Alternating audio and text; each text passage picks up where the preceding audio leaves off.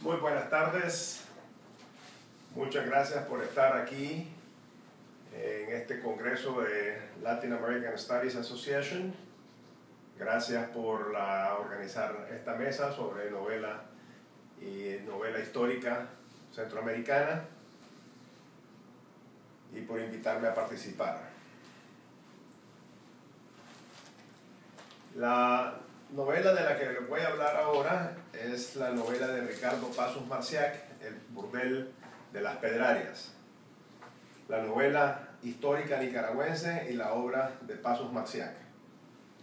La novela histórica no ha sido un género muy popular entre los escritores nicaragüenses hasta la aparición de Ricardo Pazos Marciac y sus novelas El burdel de las Pedrarias de 1995, Rafaela, Una danza en la colina y nada más de 1997, María Manuela, Piel de luna de 1999 y Julia y los recuerdos del silencio del año 2000. Por supuesto que hay novelas históricas anteriores a El burdel, tales como Sangre en el trópico de Hernán Robleto, 1927, Sangre Santa de Adolfo Calero Orozco, 1940, y Los Conquistadores de 1967 de José Román, para mencionar algunas. Lo importante del caso de Pazos Marciac es su énfasis en la novela histórica y sus constantes regresos a las fuentes de archivo. No sé de ningún otro escritor nicaragüense que se haya ocupado tanto de novelar la historia de Nicaragua. En esta charla voy a estudiar las novelas de Pazos Marciac con énfasis en El burdel de las Pedrarias, discutiendo el valor ideológico, el trabajo novelístico, la fidelidad histórica, la calidad estética y la recepción de estas novelas. Sí, como ha pretendido Seymour Menton, la nueva novela histórica tiene una serie de características propias que la separan de la novela histórica tradicional. Estas novelas cronológicamente deberían ser nuevas novelas históricas. Pondré esta hipótesis a prueba para ver qué tipo de novela histórica estamos hablando. También me interesa explorar la forma en que El burdel de las Pedrarias presenta la sexualidad como un discurso colonizador, planteando la prostitución como una solución a un problema de salud pública, creando un mundo hipersexualizado donde nadie o casi nadie se salva de los pecados de la carne. El burdel de las Pedrarias fue la primera novela de Ricardo Pazos Marciac y lo dio a conocer como un cultivador de la novela histórica. Fue publicada en 1995 por la editorial Nueva Nicaragua e inmediatamente tuvo muy buena recepción. Hasta el momento lleva 10 ediciones por la editorial Hispamer y se sigue vendiendo, según el autor, a razón de 1.1 libros por día. La novela narra la historia de doña Isabel de Bobadilla y Peñalosa, viuda del gobernador Pedro Arias Dávila, quien llega a Nicaragua en 1532 con el propósito de reclamar las posesiones de su difunto marido, las cuales han sido confiscadas por el nuevo gobernador Francisco de Castañeda. Doña Isabel planea utilizar a las bellas indígenas nicas para establecer un burdel en el puerto de El Realejo de la Posesión y de esa forma ganar riquezas para su peculio. Toda la novela está cargada de un ambiente erótico, de descripciones sugerentes de las indígenas, de numerosos actos sexuales, y por primera vez en la historia nicaragüense se plantea la idea que doña Isabel de Bobadilla regentaba un prostíbulo en El Realejo, conocido como el Barracón del Santo Cachondeo.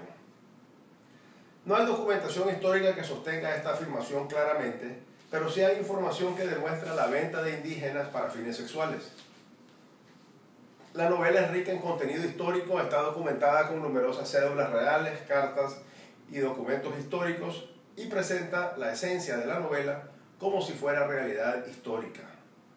Por tanto, hay un juego de verosimilitud de la novela y una ruptura de la fidelidad histórica. Michael Miller, en su reseña sobre El burdel de las Pedrarias, considera que esta novela pertenece a la nueva novela histórica hispanoamericana, siguiendo la descripción de Seymour Menton y las 6 características que la definen.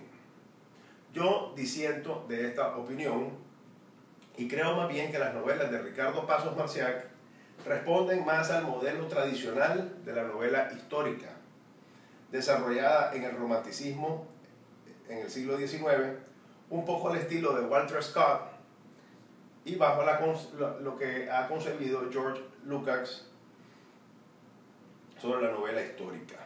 Las novelas de Ricardo Pasos ofrecen una historia más o menos realista que nos presenta el ambiente de la época, las costumbres y las ideas, aunque algunos de los personajes y las acciones sean inventadas.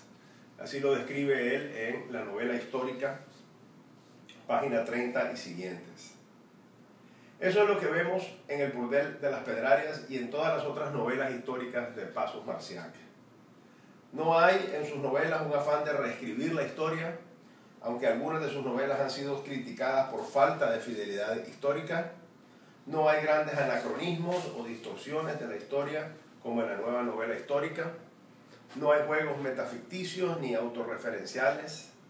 No hay un nivel de intertextualidad considerable, como en la nueva novela histórica latinoamericana, ni tampoco hay un gran juego de dialogismo y de heteroglosia pastiniana. Las novelas de Pasos Marciac son bastante tradicionales en su tratamiento de la historia y a menudo atestiguan su fidelidad y autenticidad a las fuentes de archivo. Las narraciones son bastante lineales y no hay grandes rupturas o fraccionamientos de la narración. Ricardo Pasos se ha especializado en novelar la época colonial, empezando con El burdel de las Pedrarias, que novela aproximadamente entre 1520 y 1540, continuando luego con su Rafaela, que novela la vida de Rafaela Herrera, quien vivió entre 1742 y 1805, luego con María Manuela Piel de Luna, que narra eventos que ocurrieron en la costa misquita de Nicaragua en la segunda mitad del siglo XVIII, y finalmente con Julia, que trata un periodo poco más reciente, la segunda parte del siglo XIX. A esto hay que agregar su colección de cuentos Las semillas de la luna, donde la mayoría de las narraciones ocurren en tiempos de la colonia. Pasos Marciac es por tanto el escritor nicaragüense que más ha narrado el periodo colonial y el que más ha cultivado la novela histórica. La novela está narrada principalmente por Isabel Bobadilla de Peñalosa, viuda de Pedrarias Dávila, y por María Fernanda, una sevillana que ha vivido en Nicaragua desde 1520, joven, bella y educada, que sirve como dama de compañía de doña Isabel y luego se convierte en proxeneta, reclutando indígenas para el prostíbulo de doña Isabel. Por lo tanto, las dos perspectivas de la focalización de la novela están concentradas en estos dos personajes, aunque hay también párrafos narrados por un narrador extradiegético omnisciente que en algunos casos sitúa las escenas y hasta comenta las acciones. El capítulo 13 está narrado por María Pedrarias de Contreras, hija de doña Isabel y esposa de Rodrigo de Contreras, gobernador de Nicaragua. La novela empieza focalizada en María Fernanda, y cito: ¿Cuánto ha cambiado usted, doña Isabel de Bobadilla y Peñalosa, mi señora? ¿Por qué pero qué talante y gallardía conserva todavía? Fin de cita. Gran parte de la novela se narra con esta situación conversacional donde dos o más personajes, entre dos o más personajes, cito de nuevo: la observo en silencio, a mi lado, arrodillada así, tan humilde y mansa, y no lo creo. Nunca le vi antes en aquellos tiempos como ahora, de luto riguroso, con esa redecilla sobre su rostro, postrada, compungida ante un altar. Fin de cita. Esta situación narrativa obliga a la autora a hacer que sus personajes digan cosas que normalmente no se dicen en una conversación. Generalmente un hablante no describe la situación en que se encuentran los participantes en el diálogo porque considera que todos están viendo la situación. Esto crea a veces una cierta artificialidad que desmejora la novela. Otros segmentos largos de la novela están narrados por doña Isabel de Bobadilla en forma de conversatorios con María Fernanda o con otros personajes. Un buen ejemplo es la narración de su llegada a Nicaragua en 1532, narración que le cuenta a María Fernanda con el siguiente tono. Ah, María Fernanda, mientras hablabas de esa posible ruta por agua, recordé un momento realmente impresionante de mi reciente viaje, pero te contaré todo desde el comienzo. Esta disposición de contar está en el centro de la narrativa de Ricardo Pasos, en El Burdel de las Pedrarias. En algunos casos Isabel de Bobadilla está narrando algo e interpela a otros personajes, bien sea a su hija, a su apoderado o cualquier otro personaje de la novela, sin solución de continuidad, creando cambios de focalización repentinos. Como dije al principio, a ratos también irrumpe en la narración un narrador extradiegético omnisciente que hace alguna descripción o sitúa la escena en que se avecina, pero son pocos esos casos. La característica más saliente del Burdel de las Pedrarias es la sensualidad. El autor ha estilizado su discurso y ha concentrado muchas descripciones para resaltar la belleza de las indígenas y la sensualidad del cuerpo femenino. Todo en la novela, especialmente la geografía, parecen conducir a esa sensualidad. Veamos la caracterización que hace María Fernanda de lo que hoy es Panamá. Y cito: había llegado a aquellas tierras lujuriantes del Darién entre la gente de su gran comitiva en 1514 con mi madre, débil mujer andaluza ya gastada por los años y que había sido su abnegada servidora, fiel, pero que murió de fiebres insoportables. Fin de cita. Y hablando de la belleza de las indígenas de Nicaragua, asistimos al siguiente diálogo, y cito: ¿sabes, María Fernanda? Estas indias son más hermosas que las de Panamá y del archipiélago de las Perlas. De todo Natá y Portobelo nunca vi nada igual. Y ya verá usted, doña Isabel, las de Chinandega y Teotega, en el cacicazgo de Agateite, el Viejo, y las de toda el área del puerto de la Posesión y el Realejo. Son más altas y espigadas, son con mejores piernas y caderas. Estas, sin embargo, poseen mejores pechos y hombros, como usted puede verlas. Todas están muy orgullosas de su raza y su hermosura. Se saben admiradas por nosotros los castellanos, pero nos temen y desprecian en silencio. Creo que hasta nos odian. Fin de la cita. La sensualidad, las constantes referencias a las bellezas físicas de las indígenas, la sexualidad hiperdesarrollada de los personajes de la novela, las constantes referencias a diversas formas de sexualidad, actos sexuales y deseos sexuales, dominan la novela y la convierten en el principal tema de conversación a lo largo de 500 páginas. Desde una perspectiva machista, desde una perspectiva heterosexual, blanca, y eso a la larga se convierte en un defecto de la novela. En cuanto a la veracidad de los hechos narrados, me es imposible determinar si el Burdel de las Pedrarias en realidad existió, tal y como se describe en la novela. Patri S. Werner, en su artículo publicado en Istmo en 2002, contrasta la novela con los documentos históricos de la colección Somoza.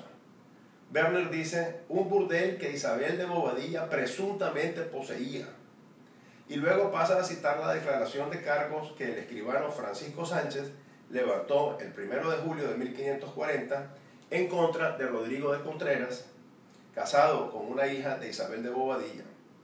La cláusula 15 de esos cargos dice literalmente: ítem, que consiente que un pueblo de indios que tienen administración, que se dice Teotega, que de su suegra se alquilen las indias libres de él a marineros y a otras personas que están en el puerto del Realejo, que es 12 leguas de León, e 1 legua de dicho pueblo, desde Testega, esto para que se echen con las tales personas, ansí, por una india hermosa piden un precio, y por otra no lo es tanto, otro pres, y si otra persona las alquila, le castigan y le echan pena por ello. Colección Somoza, volumen 6, página 103. Es claro que durante la colonia hubo trata de esclavos y que las encomiendas no fueron más que un subterfugio para justificar la esclavitud de los indígenas, de otra manera prohibida por las leyes de Indias. Ya desde 1512 había regulación por medio de las leyes de Burgos que declaraban que los indios eran libres y súbditos de la corona española, pero no fue sino hasta 1542 cuando se publican las leyes nuevas, en parte como consecuencia del debate entablado por Fray Bartolomé de las Casas. No obstante, esta cláusula de la acusación de Francisco Sánchez contra Isabel de Bobadilla revela claramente que había prostitución de las indígenas en el Realejo. Hay también evidencia de la existencia de un prostíbulo en León, tolerado y conocido por todos, incluyendo la Isabel de Bobadilla. Otro personaje claramente asociado con la trata de indígenas es el fraile Orlando de Lima Díaz. En la novela nos enteramos por boca de doña Isabel de lo siguiente: me levanto temprano y salgo presurosa y ansiosa a indagarme sobre lo que nos dijiste anoche, Teresa, y compruebo que tenías razón, que no eran inventos tuyos, que el tal fraile Orlando de Lima Díaz compraba, vendía y alquilaba indias desde hace algún tiempo. Nunca imaginé, a pesar de estar en esta ciudad por tantos años, que Fray Orlando de Lima Díaz estuviera también camuflado en estos asuntos. Le ofrecí la pequeña esmeralda que me dio el gobernador Castañeda, pero no puedo porque no deseo tenerla conmigo, en pago adelantado por otras 2 indias que, dice él, están por llegar a León. Que bien guardado se lo tenía todo el muy bribón. Fin de cita. En la causa que entabló Diego Núñez de Mercado, apoderado de Isabel de Bobadilla, nombrado por la reina Isabel II, en la cláusula 9, se menciona a Onardo de Lima y se dice de él: fraile de la Orden de Nuestra Señora de la Merced, al cual dicho fraile este testigo tenía y tiene, no por fraile honesto, porque le vi hacer cosas no de religioso, así como comprando y vendiendo indias que le parecían bien y eran hermosas, que decía el dicho fraile Onardo que las dichas indias que compraba eran para las vender y granjear para ayuda y redención de cautivo. Volumen 7, colección Somoza, página 176. Los estudios de Sergio Ortega y de Joaquín García y Casbalceta en México han dejado claro que la prostitución fue tolerada y reglamentada durante la colonia. Santo Tomás, a pesar de condenar la prostitución por ser una forma de fornicación, la admitía para prevenir males mayores. Fray Alonso de Veracruz afirmó en la Nueva España que la prostitución puede ser tolerada por el público. Para mantener a las prostitutas separadas de la sociedad, se establecieron casas de prostitución. La primera en la Ciudad de México fue sancionada por autorización de la Real Cédula de la Reina, dada en Valladolid el 9 de agosto de 1538. Hacia 1542 se destinaron 2 solares para ellas en la 7ª calle de Mesones, que se denominó calle Sexta de Gallas o Prostitutas.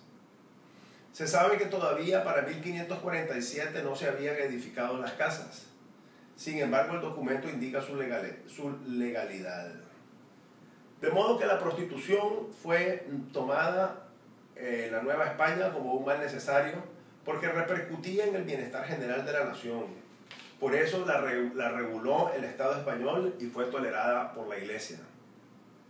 Es por tanto muy factible que en el Realejo se haya establecido un burdel que operaba abiertamente, como lo representa Ricardo Pasos Marciac en su novela, que se llamara, como él dice, el barracón del santo cachondeo, y que ocurrieran las cosas tal y como él las describe.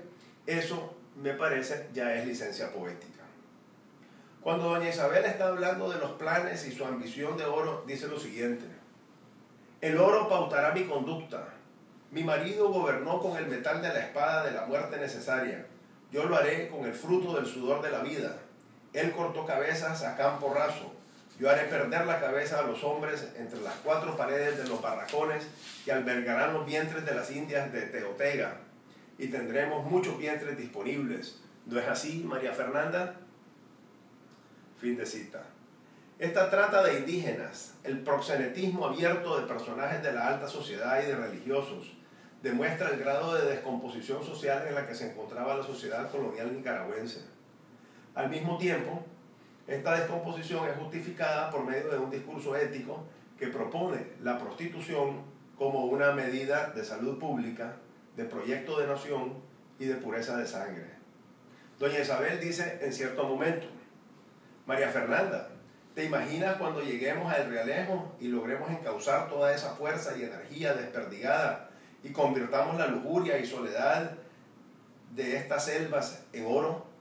Le haremos un gran favor a todos los castellanos de esta provincia en nombre de sus sacras, católicas, cesáreas majestades, porque velaremos por la tranquilidad de los matrimonios castellanos, tranquilidad que tanta falta hace en estas tierras de inútiles embarragamientos. Así llevaremos a cabo, María Fernanda, nuestros designios de nación triunfante y colonizadora.